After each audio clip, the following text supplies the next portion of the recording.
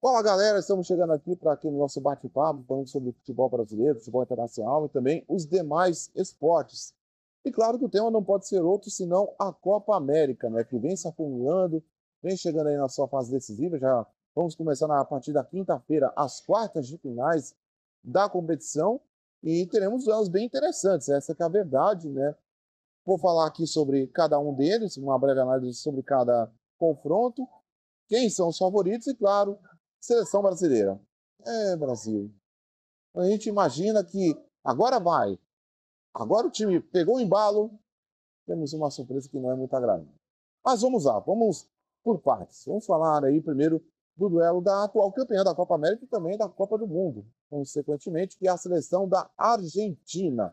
A Argentina do Lionel Messi, do Di Maria, do Julian Álvares, do Lautaro Martins, que está fazendo gol adoidado, e também do Emiliano Martins, o goleiro que virou o grande herói da nação argentina. O time do Lionel Scaloni vem mantendo aí um time disciplinado, organizado taticamente, que não toma maiores sustos, né? Então eu vejo como o grande favorito para este duelo, né? Claro que passar pelo Equador não vai ser uma tarefa tão fácil, porque o time equatoriano vem atuando muito bem nas últimas partidas, está ali entre os classificados para a Copa do Mundo de 2026, uma seleção bem montada, bem organizada, que gosta de jogar muito na questão de imposição física, com toques rápidos e também atuando muito com a velocidade. Então vai ser um teste tanto para o Leonel Scaloni, né, que ainda não sabe se vai contar com o Messi ou com o Di Maria, os dois que se queixaram de dores musculares. Né? A situação mais tranquila é a do Di Maria, que deve estar em campo nesta quinta-feira, enquanto que o Messi fica aquela interrogação. Vai jogar ou não vai? Isso aí vamos conferir amanhã, mas eu vejo a Argentina como franca favorita para poder avançar para a semifinal, inclusive, por que não, brigar pelo título da Copa América. Mas vai ser um duelo muito interessante esse. Outro duelo que também vale destacar, esse aí muita gente nunca imaginou que poderia acontecer, né? Ou pouquíssimos imaginaram, mas vai rolar, né? Venezuela e Canadá. Venezuela que antes muita gente achava que era uma espécie de, abre aspas, saco de pancadas, que qualquer um vencia. Hoje em dia a Venezuela vem mostrando um futebol muito bem aplicado, muito bem organizado, com jogadores de destaque aqui no futebol brasileiro e também no futebol europeu. Sem dúvida vai ser um duelo até bem interessante, mas eu vejo a Venezuela com esse embalo todo, né, inclusive brigando por classificação direta na Copa do Mundo, né, lembrando que a Venezuela está no G6 das eliminatórias, vai sem dúvida com tudo aí para buscar uma semifinal inédita, por que não sonhar, né, com uma final? Diante de um Canadá que está muito bem aplicado, vem também embalado por ter conseguido uma Copa do Mundo, por estar sediando uma Copa América, né, e também por ser uma das sedes da Copa do Mundo. Certamente vai ser um jogo muito bem surpreendente, movimentado, né? Mas eu vejo ainda a Venezuela como favorita. Outro duelo que vale a pena a gente destacar, Colômbia e o Panamá, né? A seleção colombiana aí, do Rames Rodrigues, do Luiz Dias, do Richard Rios, né? Vem apresentando futebol muito bom, futebol ofensivo, futebol alegre, né? Tanto que já está agora há 26 partidas invicto, não perde desde 2022. É muito tempo, é muita coisa. A seleção colombiana vem fazendo um trabalho espetacular e, claro, está brigando aí direto por vaga na Copa do Mundo de 2026, inclusive ali entre os classificados. Né? A seleção colombiana atua de uma maneira solta, de uma maneira ofensiva, com toques rápidos também. E o Rames Rodrigues, que muito São Paulino corneta, né, critica, de uma certa forma com razão, na seleção colombiana vem sendo o protagonista. Por quê? Porque o futebol gira em torno dele. Ele é o protagonista que consegue alimentar os atacantes, consegue dar no dinamismo.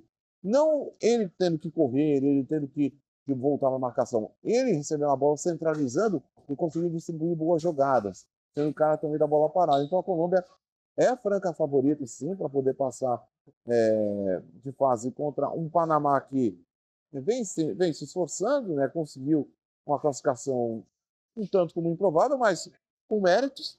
Então vejo aí a seleção colombiana como franca favorita, inclusive para poder chegar a uma final de Copa América. E por último, o grande duelo dessas quartas de finais da Copa América, Uruguai e Brasil. Uruguai a gente tem que dar um belo destaque, porque é a melhor seleção que vem jogando nessa competição e uma das que vem atuando de uma maneira mais agradável no cenário mundial, né?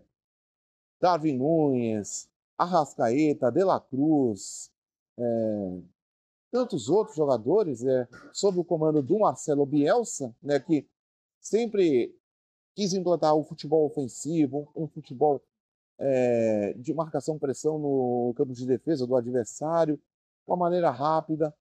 Está conseguindo isso com um processo de renovação bem interessante. O Uruguai hoje vejo como o franco favorito, junto com a Argentina, a ser campeão dessa Copa América, né? E vai ser justo, de uma certa forma, né? Porque é um time que vem jogando bem, vem aplicando muitos gols, conforme o Marcelo Bielsa quer. E, claro, também conta ali nos bastidores, né, com o apoio do Suárez, que foi convocado, né, jogou pouco na fase de grupos, mas toda a experiência dele, é claro, é fundamental para poder dar um brilho a mais na seleção uruguaia. E diante de uma seleção brasileira que a gente sabe que o Brasil está num novo começo de trabalho com o Dorival Júnior.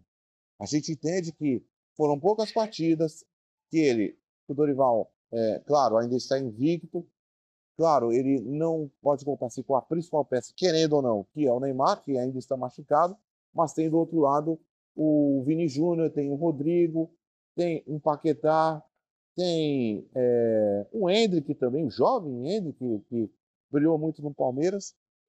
Ele está ainda, digamos, se familiarizando, querendo ou não, durante esse tempo que foi contratado, né, poucos meses, é um novo ciclo.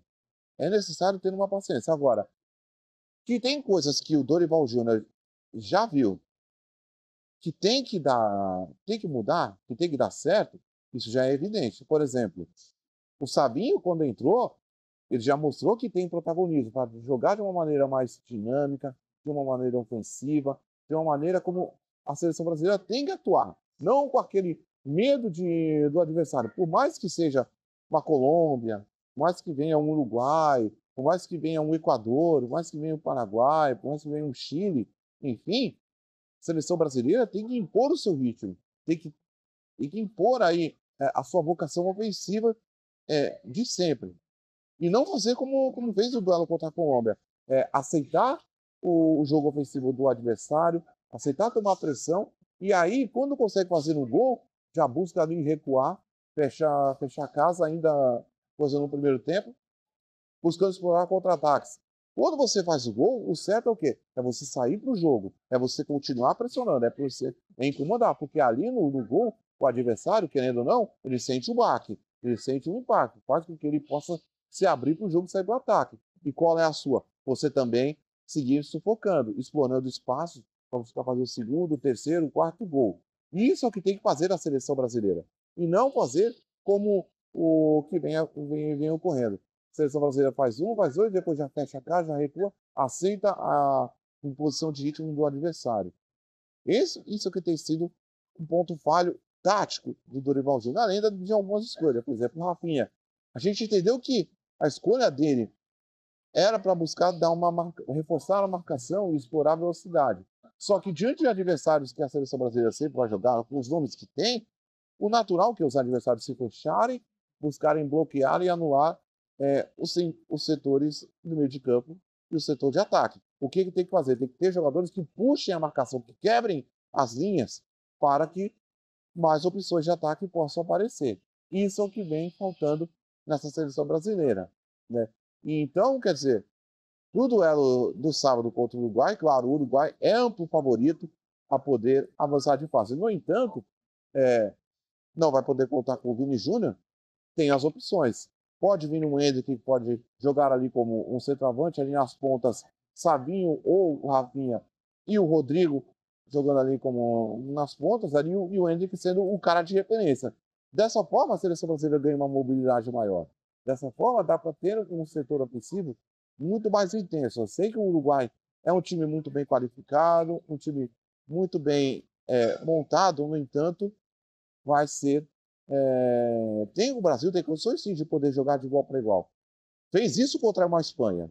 Fez isso também contra a Inglaterra, que tinham ataques poderosos, ataques bem famosos. Por que não repetir isso?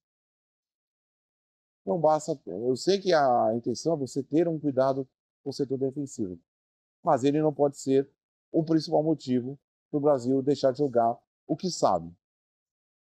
Até mais, galera.